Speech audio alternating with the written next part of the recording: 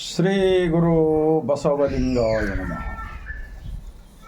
ವಿಶ್ವಗುರು ಕ್ರಾಂತಿಯೋಗಿ 12ನೇ ಶತಮಾನದ ಪ್ರಧಾನಮಂತ್ರಿ ಅನುಭವ ಮಂಟಪ ಸ್ಥಾಪನೆ ಮಾಡುವುದರ ಮೂಲಕ ಸರ್ವ ಸಮಾನತೆಗಾಗಿ, ಸಕಲ ಜೀವಾತ್ಮರ ಲೇಸಿಗಾಗಿ ಸರ್ವರಿಗೂ ಒಬ್ಬನೇ ದೇವರು, ಸರ್ವರ ಒಳಗೂ ಕೂಡ ಒಬ್ಬನೇ ದೇವರು. ಈ ದೇವನ ಸಾಕ್ಷಿಲಿಂದ ಬದುಕಿ ಅನುಭವಿಸಿ ನುಡಿ ಮತ್ತು ನಡೆ ಒಂದಾಗಿಸಿ ಇಟ್ಟುಕೊಂಡು ಆಚರಣೆಯಲ್ಲಿ ತಂದು ಸರಳ ಜೀವನ, ಎಲ್ಲರೂ ಕೂಡಿ ಬದುಕುವ ಜೀವನ ಕೊಟ್ಟಿದ್ದಾರೆ ನಮ್ಮ ಬಸವ ಕಲ್ಯಾಣದ ಅಣ್ಣ ಬಸವಣ್ಣನವರು ಸ್ಥಾಪಿಸಿದ ಅನುಭವ ಮಂಟಪದ ಲಿಂಗಾಯತ ಧರ್ಮವೆಂದು ಹೇಳಲು ನಾವೆಲ್ಲರೂ ಇವತ್ತು ಭಾರತೀಯರಾದ ನಾವೆಲ್ಲರೂ ಹೆಮ್ಮೆ ಪಡಬೇಕಾಗಿದೆ. ಆ ಕಾರಣಕ್ಕಾಗಿಯೇ ನಾನು ಲಿಂಗ ಆಯತ, ನನ್ನ ಧರ್ಮಗುರು ಜಗಜ್ಯೋತಿ ಕ್ರಾಂತಿಯೋಗಿ ಮಹಾತ್ಮ ಬಸವಣ್ಣನವರು. ನಮ್ಮ ಧರ್ಮಗ್ರಂಥ ಸಕಲ ಜೀವಾತ್ಮರಿಗೆ ಲೇಸನ್ನೇ ಬಯಸುವ ವಚನಗಳು. ಈ ಗ್ರಂಥದಲ್ಲಿ 2500 ವಚನಗಳಿವೆ. ಇದು 33 ಭಾಷೆಯಲ್ಲಿ ಬಸವ ಸಮಿತಿ ಬೆಂಗಳೂರು ವತಿಯಿಂದ, ಸರ್ಕಾರದ ಮಾನ್ಯತೆಯಿಂದ, ಸಾಂಸ್ಕೃತಿಕ ನಾಯಕ ಮಹಾತ್ಮ ಬಸವಣ್ಣನವರ ತತ್ವ ಇವತ್ತು ಭಾರತಕ್ಕೆ ಬೇಕಾಗಿದೆ. ಎಲ್ಲರೂ ಸಂತೋಷದಿಂದ ಕೂಡಿ ಬದುಕುವ ಸಲುವಾಗಿ ಎಂದು ಹೇಳುತ್ತಾ, ಈಗ ಒಂದು ಮಹಾತ್ಮ ಬಸವಣ್ಣನವರ ವಚನ, ನಿಜವಾಗಿರ್ತಕ್ಕಂಥ ದೇವನ ಕಲ್ಪನೆಯ ಬಗ್ಗೆ. ದೇವರು ಹೇಗಿದ್ದಾನಂತಂದರೆ, ಬಸವಣ್ಣನವರ ಕನ್ನಡದ ವಚನದಲ್ಲಿ ನಾವು ಆತ್ಮ ಅವಲೋಕನ ಮಾಡಿಕೊಳ್ಳೋಣ. ಜಗದ ಅಗಲ ಮುಗಿಲ ಅಗಲ ಮಿಗೆ ಅಗಲ ನಿಮ್ಮ ಅಗಲ, ಪಾತಾಳದಿಂದ ಅತ್ತತ್ತ ನಿಮ್ಮ ಶ್ರೀಚರಣ, ಬ್ರಹ್ಮಾಂಡದಿಂದ ಅತ್ತತ್ತ ನಿಮ್ಮ ಶ್ರೀ ಮುಕುಟ, ಅಗಮ್ಯ ಅಗೋಚರ ಅಪ್ರತಿಮ ಲಿಂಗವೇ ಕೂಡಲ ಸಂಗಮ ದೇವಯ್ಯ, ನೀವೆನ್ನ ಕರಸ್ಥಲಕ್ಕೆ ಬಂದು ಚುಳುಕಾದಿರಯ್ಯ. ಇಂತಹ ಮಹಾನ್ ತತ್ವ ಇದ್ದರೂ ಕೂಡ ಇವತ್ತು ಬಸವಣ್ಣನವರ ತತ್ವಕ್ಕೆ ಮಸಿ ಬಳಿಯುವ ಕಾರ್ಯ ಮಾಡಲು ಪ್ರಾರಂಭ ಮಾಡಿದೆ. 12ನೇ ಶತಮಾನದಲ್ಲಿ ಅಣ್ಣ ಬಸವಣ್ಣನವರ ಒಂದು ಸತ್ಯ ಶರಣರ ಉತ್ಪಾದಕ ವರ್ಗದವರನ್ನು, ದುಡಿಯುವ ವರ್ಗದವರನ್ನು 770 ಜನ ಅಮರಗಣಗಳು, ಲಕ್ಷದ ಮೇಲೆ 96,000 ಶರಣರು ನಿರ್ಮಾಣವಾದರು ಏಕಕಾಲಕ್ಕೆ. ಕಾಶ್ಮೀರದಿಂದ ಹಿಡಿದುಕೊಂಡು ಕನ್ಯಾಕುಮಾರಿಯವರೆಗೆ, ಅಫಘಾನಿಸ್ತಾನದ ಹಿಡಿದುಕೊಂಡು ಇಡೀ 8 ದಿಕ್ಕಿನಿಂದ ಬಸವ ಕಲ್ಯಾಣಕ್ಕೆ ಧಾವಿಸಿ ಒಂದು ಸತ್ಯದ ಚಿಂತನೆಗಳನ್ನು ಮಾಡಿ ಇಡೀ ಜಗತ್ತಿಗೆ ಬೇಕಾಗಿರ್ತಕ್ಕಂಥ ಒಂದು ಶಾಂತಿಯ ಮಂತ್ರವನ್ನು ಕೊಟ್ಟಿದ್ದಾರೆ. ಅವು ವಚನಗಳ ಮೂಲಕ. ಇಂತಹ ಒಂದು ಮಹಾನ್ ತತ್ವವನ್ನು ಕೆಡಿಸಲು ಹೊರಟಿರ್ತಕ್ಕಂತಹ ಇವತ್ತು ದೇಶದಲ್ಲಿ ದೇಶಭಕ್ತಿ ಹೆಸರನ್ನು ಹೇಳ್ತಕ್ಕಂಥದ್ದು ನೋಡ್ತಾ ಇದ್ದೀವಿ. ಆದರೆ ಬಸವಣ್ಣನವರು ಶರಣರು ಕೊಟ್ಟಿರ್ತಕ್ಕಂಥ ವಚನಗಳು ಇವೇನು ತಪ್ಪಿವನ? ಯಾರಾದರೂ ಹೇಳಿ ನೋಡೋಣ. ಈ ದೇವರ ಕಲ್ಪನೆ ಹೇಗಿದೆ ಅಂದರೆ, ಕಂಬವಿಲ್ಲದ ದೇವಾಲಯ, ಮೂರ್ತಿವಿಲ್ಲದ ದೇವಾಲಯ, ಜೀವಗಳಲ್ಲಿ ದೇವರನ್ನು ಕಾಣುವ ದೇವಾಲಯ, ದಯವೇ ಧರ್ಮದ ಮೂಲವೆಂದು ಹೇಳಿದ ದೇವಾಲಯ, ಎಲ್ಲರೂ ನನ್ನವರೆಂದು ಅಪ್ಪಿಕೊಂಡ ನಮ್ಮ ಪ್ರಧಾನಮಂತ್ರಿ ಮಹಾತ್ಮ ಬಸವಣ್ಣನವರ ವಿಚಾರಗಳು ಇವತ್ತಿನ ದೇಶದ ರಾಜಕಾರಣಿಗಳು, ಧರ್ಮದ ಗುರು ಎನಿಸಿಕೊಂಡವರೆಲ್ಲರೂ ಅರಿತುಕೊಂಡು ಸಮಾಜಕ್ಕೆ ತಿಳಿಸುವ ನಿಮ್ಮ ಕರ್ತವ್ಯವಿದೆ. ಆವಾಗ ಮಾತ್ರ ದೇಶಭಕ್ತಿಯ ಬಗ್ಗೆ ಮಾತನಾಡಲು ಬರುತ್ತದೆ. ಇನ್ನೊಂದು ಬಸವಣ್ಣನವರ ವಚನ ದೇವರ ಕಲ್ಪನೆ ಬಗ್ಗೆ. ಈ ಜಗವ ಸುತ್ತಿ ಇರುವುದು ನಿನ್ನ ಮಾಯವಯ್ಯ, ನಿನ್ನ ಸುತ್ತಿ ಇರುವುದು ಎನ್ನ ಮನ ನೋಡಯ್ಯ, ನೀನು ಜಗಕ್ಕೆ ಬಲ್ಲಿದವನಾದರೆ ನಾನು ನಿನಗೆ ಬಲ್ಲಿದನು ಕಂಡಯ್ಯ. ಕರಿಯ ಕನ್ನಡಿ ಒಳಗೆ ಅಡಗಿದಂತೆ ಎನ್ನೊಳಗೆ ನೀನು अड़गिदी ಕೂಡಲ संगम देव. इस वचन का भावार्थ क्या होता है?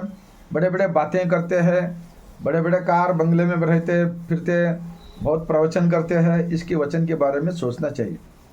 पूरे भारत इतना ही, दुनिया के लोग जगह सुत्ती इरुವುದು ನಿನ್ನ ಮಾಯವಯ. इसका मतलब क्या होता है? भारत इतना नहीं, दुनिया के अंदर कितने भी देश है ना, वो सब देश के लोगों को, वहाँ के इंसान, जानवर, प्राणी, पक्षी, नदियाँ, समुंदर, पेड़ पौधे, प्राणी, सबको पैदा करने वाले पालने वाले एक ही भगवान होता है। वो भगवान उनका चेतना का ज्ञान शक्ति के अंदर देखना चाहिए।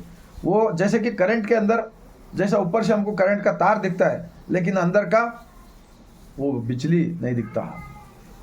लाइट डालो, बटन डालो, जब उसका उजाला मालूम होता है। वैसे ये शरीर देखने को है लेकिन अंदर का आत्मा परमात्मा जैसा करंट के अंदर गुप्त है ना, वैसा अंदर है। ये ऐसा विचार लोगों को बताने के बदले में हिंदू, मुस्लिम, क्राइस्ट, बसवादी, शिवशरणರ ಹಿಂದೂ ಸಮಾವೇಶ, इनका मतलब क्या है, इनका ಉದ್ದೇಶ क्या है? ಇವ್ರದ್ದು ಉದ್ದೇಶ ಏನಿದೆ ಅಂದರೆ ಮತ್ತೆ 12ನೇ ಶತಮಾನದಲ್ಲಿ ಅವಾಗ ರಾಜರಾಡಳಿತ ಇತ್ತು, ಏನೇ ಮಾಡಿ ಹಾಳು ಮಾಡಿದ್ರು. ಆದರೂ ಕೂಡ 890 ವರ್ಷಗಳಿಂದ ಈ ವಚನಗಳು ಇನ್ನೂ ಜೀವಂತವಾಗಿದ್ದಾವೆ. ಶರಣರು ವಚನಗಳಲ್ಲಿ ಜೀವಂತವಾಗಿದ್ದಾರೆ. ಆ ಕಾರಣಕ್ಕಾಗಿ ನಾನು ಈ ಸತ್ಯವನ್ನು ಕೆಡಿಸುವ ಕಾರ್ಯ ಮಾಡಬಾರದೆಂದು ಕಾರಣಕ್ಕಾಗಿಯೇ ನಾನು ಪದೇ ಪದೇ ವಿಡಿಯೋ ಮಾಡ್ತಾ ಇರ್ತೀನಿ. ಈಗ ಬಸವ ಕಲ್ಯಾಣದಲ್ಲಿ ಬರ್ತಕ್ಕಂಥ 28ನೇ ತಾರೀಕಿನ ದಿವಸ ಬಸವಾದಿ ಶಿವಶರಣರ ಹಿಂದೂ ಸಮಾವೇಶ ಅಂತೇಳಿ ಮಾಡಲು ಹೊರಟಿದ್ದಾರಂತಲ್ಲ, ನಾವು ಎಲ್ಲ ಕೇಳ್ತಾ ಇದ್ದೀವಿ. ಹೀಗೆ ಮಾಡುವ ಬದಲಾಗಿ ನಿಮ್ಮ ಮನಸ್ಸನ್ನು ಬದಲಾಯಿಸಿಕೊಳ್ಳಿರಿ. ಮತ್ತು ಬಸವಣ್ಣನವರ ಮೇಲೆ ನಿಮಗೆ ಅಭಿಮಾನವಿದ್ದರೆ ಬಸವಾದಿ ಶರಣರು ಸಾರಿದ ವಿಚಾರಗಳು ಲಿಂಗಾಯತ ಧರ್ಮ. ಇದರಲ್ಲಿ ಮಾದಾರ ಚೆನ್ನಯ್ಯನವರಿದ್ದಾರೆ, ಡೋಹಾರ್ ಕಕ್ಕಯ್ಯನವರಿದ್ದಾರೆ, ಅಂಬಿಗರ್ ಚೌಡಯ್ಯ, ನೂಲಿ ಚಂದಯ್ಯ, ಹಡಪದ ಅಪ್ಪಣ್ಣ, ಸತ್ಯಕ್ಕ, ಸಂಕವ, ಒಕ್ಕಲಿಗ ಮುದ್ದಣ್ಣ, ತುರ್ಗಾಯ ರಾಮಣ್ಣ, ಕುಂಬಾರ ಗುಂಡಯ್ಯ, ಹೂಗಾರ ಮಾದಣ್ಣ, ಕಿನ್ನರಿ ಬೊಮ್ಮಯ್ಯ, ಸಿದ್ದರಾಮೇಶ್ವರರು, ಅಲ್ಲಮ ಪ್ರಭುರವರು, ಕಾಶ್ಮೀರದ ರಾಜ, ಅಫ್ಘಾನಿಸ್ತಾನ್ ಮುಸ್ಲಿಂ ಸೂಫಿ ಸಂತ್ ಬಂದು ಅವರು ಶಂಕರ್ ಮರುಳ ಶಂಕರ ದೇವ ಆಗಿದ್ದಾರೆ. ಈ ಕಾರಣಕ್ಕಾಗಿ ನೋಡಿ, ನೀವು ಬಸವ ಕಲ್ಯಾಣದಲ್ಲಿ ಬಂದು ಒಂದು ವಾರದ ಪರ್ಯಂತ ನಾವೆಲ್ಲರೂ ತನು ಮನ ಧನವನ್ನು ಕೊಡ್ತೀವಿ. ವಚನಗಳ ಚಿಂತನೆ ನೀವು ಒಂದು ಸೈಡ್ ಕುಳಿತುಕೊಳ್ಳಿ, ನಾವು ಒಂದು ಸೈಡ್ ಕುಳಿತುಕೊಳ್ತೀವಿ. ಒಂದೊಂದು ವಚನಗಳ ಚಿಂತನೆ ನಡೆಯಲಿ. ಬಸವಣ್ಣನವರು ಮತ್ತು ಶರಣರು ಸ್ಥಾಪಿಸಿದ ಏಕದೇವ ಉಪಾಸನೆಯ ತತ್ವ ಇದು ಸುಳ್ಳಿದೆನಾ, ಸತ್ಯ ಇದೆ? ಹೌದು, ಗೊತ್ತಿಲ್ಲದಕ್ಕೆ ನೀವೆಲ್ಲ ಜನರ ತಲೆಯಲ್ಲಿ ಸುಳ್ಳು ಹಾಕಿ ಅದನ್ನೇ ಹೆಣ್ಮಕ್ಳ ತಲೆ ಮೇಲೆ ಕುಂಭಮೇಳ ಮಾಡೋದು, ಚಪ್ಪಲಿ ಬಿಟ್ಕೊಟ್ಟು ನಡಿಲಕ್ಕೆ ಹೇಳೋದು, ನೀರಿನಲ್ಲಿ ಮುಳುಗಿ ಬಂದರೆ ನಿಮ್ಗೆ ಪುಣ್ಯ ಸಿಕ್ತು ಅಂತ ಹೇಳೋದು, ಇವೆಲ್ಲ ಹೇಳಿರಿ ಸುಳ್ಳು. ಆ ಎಲ್ಲ ಸುಳ್ಳನ್ನೇ ತೆಗೆದವರು ನಮ್ಮ ಬಸವಾದಿ ಶರಣರಲ್ಲಪ್ಪ. ಮತ್ತೆ ಪುನಃ ಅದನ್ನೇ ಹಾಕಿ ಜನರ ಜ್ಞಾನಿಗಳಾಗಬಾರ್ದಾ, ಬುದ್ಧಿವಂತರಾಗಬಾರ್ದಾ? ಈ ಎಷ್ಟು ಭೀ ಇದೆಯಲ್ಲ, ಇದು ತಮ್ಮ ಸ್ವಾರ್ಥಕ್ಕಾಗಿ ಮಾಡ್ತಕ್ಕಂಥದ್ದು ಎಲ್ಲರೂ ಗಮನಿಸ್ತಿದ್ದಾರೆ. ಅದನ್ನು ಕೈಬಿಟ್ಟು ಬಸವಾದಿ ಶಿವಶರಣರು ಸ್ಥಾಪಿಸಿದ ಉತ್ಪಾದಕ ವರ್ಗದವರು, ದುಡಿಯುವ ವರ್ಗದವರು ಅನುಭವ ಮಂಟಪದ ಮೂಲಕ ಲಿಂಗಾಯತ ಧರ್ಮ ಸ್ಥಾಪನೆ ಮಾಡಿದರು. ಎಲ್ಲರ ಎದೆಯ ಮೇಲೆ ಇಷ್ಟಲಿಂಗ, ರುದ್ರಾಕ್ಷಿ, ಹಣೆಯ ಮೇಲೆ ವಿಭೂತಿ ಹಚ್ಚಿಕೊಂಡು ಅವರೆಲ್ಲರೂ ಶರಣ ಸತಿ ಲಿಂಗಪತಿ ಅಂತೇಳಿ ಒಪ್ಪಿಕೊಂಡಿದ್ದಾರೆ. ಈಗ ನೋಡಿ, ಈ ರುದ್ರಾಕ್ಷಿ ಯಾಕೆ ಹಾಕಿಕೊಂಡಿದ್ದೀನಿ ನಾನು? 27 ವರ್ಷದಿಂದ ಇವೆಲ್ಲ ನಾನು ಇರ್ತಾಯಿದ್ದೆ. ನೋಡಿ, ದಿನನಿತ್ಯ ನಿಮಗೆ BP, ಶುಗರ್, ಹಾರ್ಟ್ ಅಟ್ಯಾಕ್, ಅದು ಇದು ಇನ್ನೊಬ್ಬರ ಮೇಲೆ ದ್ವೇಷ ಮಾಡ್ತಕ್ಕಂಥದ್ದು ಎಲ್ಲ ಹೋಗಬೇಕಾ? ಹಾಗಾದರೆ ಮನಸ್ಸಿನಲ್ಲಿ ಎಲ್ಲ ಶರಣರು ಬಸವಣ್ಣನವರನ್ನು ಧರ್ಮಗುರು ಅಂತ ಒಪ್ಪಿಕೊಂಡಿದ್ದಾರೆ. ಅಲ್ಲಮ ಪ್ರಭುರವರು ಒಪ್ಪಿಕೊಂಡಿದ್ದಾರೆ. ಬ ಎಂಬಲ್ಲಿ ಎನ್ನ ಭವ ಹರಿಯಿತು, ಸ ಎಂಬಲ್ಲಿ ಸರ್ವಜ್ಞಾನಿಯಾದೆನು, ವ ಎಂದು ವಚಿಸುವಡೆ ವಸ್ತು ಚೈತನ್ಯಾತ್ಮಕನಾದೆನು ಎಂದು ಹೇಳಿದಾರಲ್ಲ. ಇಂತಿ ಬಸವಾಕ್ಷರ ತ್ರಯಗಳು ಎನ್ನ ಸರ್ವಾಂಗದಲ್ಲಿ ತೊಳಗಿ ಬೆಳಗುವ ಭೇದವನ್ನರಿತು ನಾನೂ ನೀನು ಬಸವ ಎನ್ನುತ್ತಿದ್ದೇನೆಯ್ಯ ಗುಹೇಶ್ವರ. ಅಲ್ಲಮ ಪ್ರಭು ಕಾಸ್ಟಿಸಮ್ ತೆಗೆಯುವ ಸಲುವಾಗಿ ಬಸವಣ್ಣನವರು ಎಲ್ಲರನ್ನ ತಮ್ಮ ಹತ್ತಿರ ಬರಮಾಡಿಕೊಂಡಿದ್ದರು. ಇವಾಗ ಏನಂತಾರೆ, ಬಸವಣ್ಣ ಹೇಳಿಲ್ಲ ಇವನ ನೀವು ನಮ್ಗೆ ಯಾಕೆ ಬೇಡ ಅಂತೀರಪ್ಪ? ಹಾಗಲ್ಲ, ಅವರೆಲ್ಲರೂ ಬದಲಾವಣೆ ಆದರು. ಅವರೆಲ್ಲರೂ ಹಣೆ ಮೇಲೆ ವಿಭೂತಿ ಹಚ್ಚಿಕೊಂಡಿದ್ರು.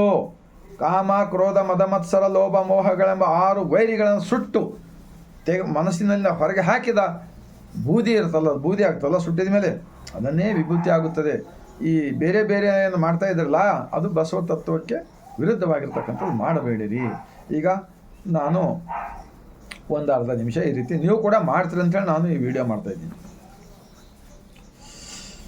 ಬ ಸ ವ ಬ ಸ ವ ಬ ಸ ವ ಈ ಥರ ಬಾಯಲ್ಲಿಂದ ಶಬ್ದ ಬರಲಾರದೆ ಮನಸ್ಸಿನಲ್ಲಿ ಜಪ ಮಾಡಿ.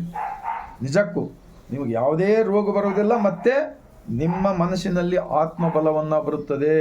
ಆವಾಗ ಎಲ್ಲ ನಮ್ಮ ಕುಟುಂಬದಲ್ಲಿ ಏನಾದರೂ ತೊಂದರೆ ನೋವಾದರೆ ಎಷ್ಟು ದುಃಖ ಪಡ್ತೀವಲ್ಲ, ಇನ್ನೊಬ್ಬರ ದುಃಖ ಆದಾಗ ಯಾಕೆ ನೋವು ಪಡಲ್ಲಪ್ಪ?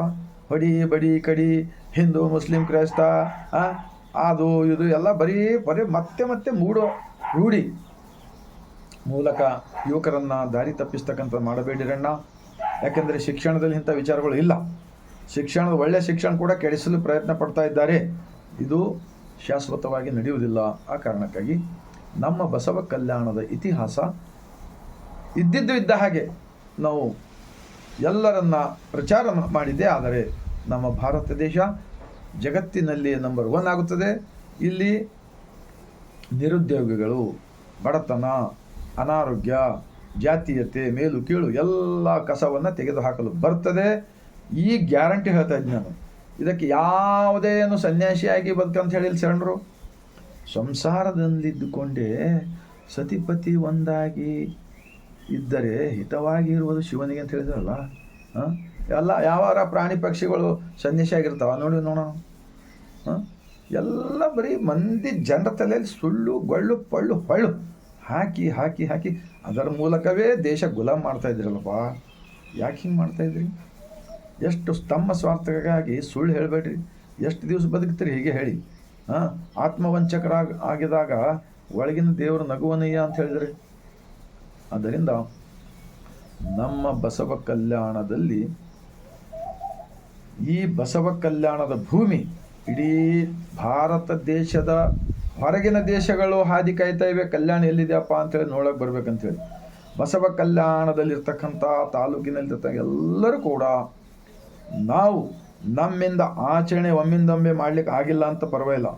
ಆದರೆ ಈ ಸತ್ಯವನ್ನು ಯಾಕೆ ನಿಮ್ಮ ಮಕ್ಕಳಿಗೆ UKG LKG ಸ್ಕೂಲ್ದಲ್ಲಿ ಹಾಕ್ತಿರಲ್ಲ, ಅವಾಗ ಏನಾರ ಬರ್ತದೆ ಅವಾಗ ಹುಡುಗರಿಗೆ ಸ್ವಲ್ಪ ಕಲಿತಾರೆ. ಹಾಗೆ ನೀವು ಕೂಡ ವಚನಗಳನ್ನು ಓದಿರಿ, ಅರ್ಥ ಮಾಡಿಕೊಳ್ಳಿರಿ. ಅಸತ್ಯದ ಕಸವನ್ನು ಇವತ್ತಿನಿಂದಲೇ ತೆಗೆಯುವ ಪ್ರಯತ್ನ ಮಾಡೋಣ. ಮತ್ತು ಸ್ವಚ್ಛ ಭಾರತ ಸ್ವಚ್ಛ ಭಾರತ ಬಾಯಿಲಿಂದ ಹೇಳಿದ್ರೆ ನಡೆಯೋದಿಲ್ಲ. ಮಾಡೋದೆಲ್ಲ ಮೂಢ ರೂಢಿ. ಸ್ವಚ್ಛ ಭಾರತ ಕಟ್ತೇವೆ ಅಂತ ಹೇಳ್ತಾರೆ. ಹಾಗೆ ಹೇಗಾಗುತ್ತದೆ ಹೇಳಿ? ಪೈಲೆ ಮನಸ್ಸನ್ನು ಸ್ವಚ್ಛ ಮಾಡಿಕೊಳ್ಳಬೇಕಾಗುತ್ತದೆ ವಚನಗಳ ಮೂಲಕ. ಆ ಕಾರಣಕ್ಕಾಗಿಯೇ ಪ್ರತಿಯೊಂದು ಗ್ರಾಮ ಪಟ್ಟಣಗಳಲ್ಲಿ ಬಸವ ಮಂಟಪಗಳು, ಅನುಭವ ಮಂಟಪಗಳು ಯಾರು ಸ್ಥಾಪನೆ ಮಾಡಬೇಕಲ್ಲ. ಈಗ ಯಾರು ಬಸವಾದಿ ಶಿವಶರಣರ ಹಿಂದೂ ಸಮಾವೇಶ ಅಂತ ಮಾಡಲು ಹೊರಟಿದ್ದಾರಲ್ಲ, ನೋಡೋಣ. ಈ ಹಿಂದೂ ಎಂಬುದು ಬಿಟ್ಟು ಲಿಂಗಾಯತ್ ಸಮಾವೇಶ ಅಂತ ಇಟ್ಕೊಳ್ಳಿ. ಮತ್ತು ಹಣೆ ಮೇಲೆ ವಿಭೂತಿ, ಕೊಳಲಲ್ಲಿ ರುದ್ರಾಕ್ಷಿ ಲಿಂಗ ಹೇಳ್ಕೊಳ್ಳಿ. ಎಲ್ಲರನ್ನ ನಮ್ಮವರಂತ ತಿಳ್ಕೊಳ್ಳಿ. ಮತ್ತು ನೀವೇ ಅಲೌನ್ಸ್ ಮಾಡಿಬಿಡಿ. ಇಡೀ ಭಾರತ ದೇಶದಲ್ಲಿ ನಾವು ಪ್ರತಿಯೊಂದು ಗ್ರಾಮಗಳ ಪಟ್ಟಣಗಳಲ್ಲಿ ಬಸವ ಮಂಟಪಗಳನ್ನು ಕಟ್ಟುತ್ತೇವೆ, ಅನುಭವ ಮಂಟಪಗಳನ್ನು ಕಟ್ಟುತ್ತೇವೆ. ಈ ರೀತಿ ಮಾಡಿರಿ. ನಾವು ನಿಮಗೆಲ್ಲರಿಗೂ ಸಹಕಾರ ಮಾಡ್ತೀವಿ. ತನು ಮನ ಧನ ಎಲ್ಲರೂ ಕೊಡ್ತೀವಿ ಅಂಥೇಳಿ ನಾನು ಈ ಮೂಲಕ ವಿನಂತಿಸಿಕೊಳ್ತಾ, ನಿಮ್ಮ ಹೃದಯವಿದ್ದರೆ, ನಿಮ್ಮ ಹೃದಯಕ್ಕೆ ತಟ್ಟಿದೆ ಆದರೆ ಇವತ್ತಿನಿಂದಲೇ ಬಸವ ತತ್ವದ ವಿರೋಧಿ ಕಾರ್ಯ ಚಟುವಟಿಕೆ ಮಾಡಿದರೆ ಅದು ಸೃಷ್ಟಿಕರ್ತ ಪರಮಾತ್ಮನಿಗೆ ಅನ್ಯಾಯ ಮಾಡಿದಂತಾಗುತ್ತದೆ. ಆವಾಗ ಈ ದೇಶದಲ್ಲಿ ಬರಗಾಲ ಬರುತ್ತದೆ, ಮಳೆ ಬೀಳುವುದಿಲ್ಲ, ಬೆಳೆ ಬೆಳೆಯುವುದಿಲ್ಲ, ಭೂಕಂಪ ಆಗ್ತದೆ, ಸುನಾಮಿ ಬರುತ್ತದೆ, ಅನೇಕ ರೀತಿಯಿಂದ ಹಾಳಾಗಿ ಹೋಗೋ ಪರಿಸ್ಥಿತಿ ಬರುತ್ತದೆ. ಮತ್ತು ರೋಗಿಗಳ ಸಂಖ್ಯೆ ಹೆಚ್ಚಾಗುತ್ತದೆ, ಅಜ್ಞಾನಿಗಳ ಸಂಖ್ಯೆ ಹೆಚ್ಚಾಗುತ್ತದೆ, ಪೊಲೀಸ್ ಸ್ಟೇಷನ್ಗಳು, ಆಸ್ಪತ್ರೆಗಳು ಹೆಚ್ಚಾಗುತ್ತವೆ. ದೇಶದಲ್ಲಿ ಯಾರು ಕೂಡ ನೆಮ್ಮದಿಯಿಂದ ಬದುಕೋದಿಲ್ಲ. ಯಾಕೆಂದರೆ ಮಹಾತ್ಮ ಬಸವಣ್ಣನವ್ರ ತತ್ವ ಪ್ರಕೃತಿಯ ತತ್ವವಿದೆ, ಸೃಷ್ಟಿಕರ್ತನ ತತ್ವವಿದೆ ಎಂದು ನಾನು ಎದೆ ತಟ್ಟಿ ಹೇಳ್ತೇನೆ. ಬಸವ ಕಲ್ಯಾಣದಲ್ಲಿ ಚಿಂತನೆ ಮಾಡೋಣ, ಬನ್ನಿ ನೋಡೋಣ. ಸುಮ್ಮನೆ ಏನು ಸಿಕ್ಕಿದೆ ಹೇಳಿ ಜನಕ್ಕೆ ಕೆಡಿಸಬೇಡಿರಿ. ಯುವಕರ ತಲೆಯಲ್ಲಿ ಜಗಳದ ಹುಳ ಬಿತ್ತಬೇಡಿರಿ ಅಂಥೇಳಿ ನಾನು ಬಸವ ಕಲ್ಯಾಣದಿಂದ ಮಾತ್ರ ಇಡೀ ಜಗತ್ತಕ್ಕೆ ಕಲ್ಯಾಣ ಆಗಲಿದೆ. ನಾವೆಲ್ಲರೂ ಕಲ್ಯಾಣದ ತತ್ವ, ಲಿಂಗಾಯತ ಧರ್ಮದ ಅನುಭವ ಮಂಟಪದ ವಿಚಾರಗಳನ್ನು ರಕ್ಷಣೆ ಮಾಡೋಣ ಎಂದು ಇವತ್ತಿನಿಂದಲೇ ನಾವು ಪ್ರಮಾಣ ಮಾಡಬೇಕಂತೇಳಿ ನಿಮ್ಮೆಲ್ಲರಲ್ಲಿ ವಿನಂತಿಸಿಕೊಳ್ತಾ, ಈ ವಿಚಾರ ಎಲ್ಲರ ಒಳಿತಿಗಾಗಿಯೇ ಇದೆ. ಜಾತಿ ಹಿಡಿದು ಸೂತಕವನ್ನು ಅರಸುವೆ ಹೇಳಿಲ್ಲ ಬಸವಣ್ಣವರು. ಜಾತಿ ಆದ್ರ ಮೇಲೆ ಯಾರು ಉದ್ಧಾರ ಆಗಲ್ಲ, ಅವ್ರ ನಡವಳಿಕೆ ಮೇಲೆ ಉದ್ಧಾರ ಆಗ್ತಾರಪ್ಪ. ಇವನಾರವ ಅಂತ ಹೇಳಿಲ್ಲ. ಹಂಗೆ ಅನ್ಬೇಡ್ರಿ. ಒಳ್ಳೆ ಅವರೆಲ್ಲರೂ ಕೆಟ್ಟವರಿದ್ರೂ ಅನುಭವ ಮಂಟಪ ಕರೆದುಕೊಂಡು ಅವರೆಲ್ಲರನ್ನ ಶರಣರನ್ನಾಗಿ ಮಾಡಿದರೆ. ಆ ಕಾರಣಕ್ಕಾಗಿ ಇಂಥ ಕಾರ್ಯ ಮಾಡಿರಿ, ಎಲ್ಲರ ಸಹಕಾರ ಸಿಗುತ್ತದೆ ಎಂದು ಹೇಳುತ್ತಾ 150 ಕೋಟಿ ಭಾರತೀಯರಿಗೆ ಈ ವಿಡಿಯೋ ತಲುಪೋ ಕಾರ್ಯ ಆಗಲಿ ಎಂದು ನಾನು ನನ್ನ ಹೃದಯದಿಂದ ವಿನಂತಿಸಿಕೊಳ್ಳುತ್ತಾ, ನುಡಿಯಲು ಕಲಿಸಿದ ಬಸವ, ನಡೆಯಲು ಕಲಿಸಿದ ಬಸವ, ಉಣಲು ಕಲಿಸಿದ ಬಸವ, ಉಡಲು ಕಲಿಸಿದ ಬಸವ ಅಂತ ಹೇಳಿಕ್ಕಾಗಿ ಈ ಶರಣರ ವಚನಗಳನ್ನೇ ನನ್ನ ಮುಖಾಂತರ ಮಾತನಾಡಿಸುತ್ತಿದ್ದಾರೆ. ಇಲ್ಲ ಹೋದರೆ ನನಗೇನೂ ಬರ್ತಾ ಇದ್ದಿಲ್ಲ. ಆದ್ದರಿಂದ ನನ್ನ ಶರೀರ ನಿಮಿತ್ತ ಮಾತ್ರ, ಆದರೆ ಇದರ ಒಳಗಿನ ಭಾವ ಏನಿದೆಯಲ್ಲ ಎಲ್ಲ ನಮ್ಮ ಶರಣರ ವಿಚಾರಗಳು ಎಂದು ಹೇಳುತ್ತಾ, ಬಸವ ಕಲ್ಯಾಣದ ಭೂಮಿಲಿಂದ ಮತ್ತೊಮ್ಮೆ ಬಾಗಿದ ತಲೆ ಮುಗಿದ ಕೈಲಿಂದ ಸರ್ವರಿಗೂ ಶರಣ.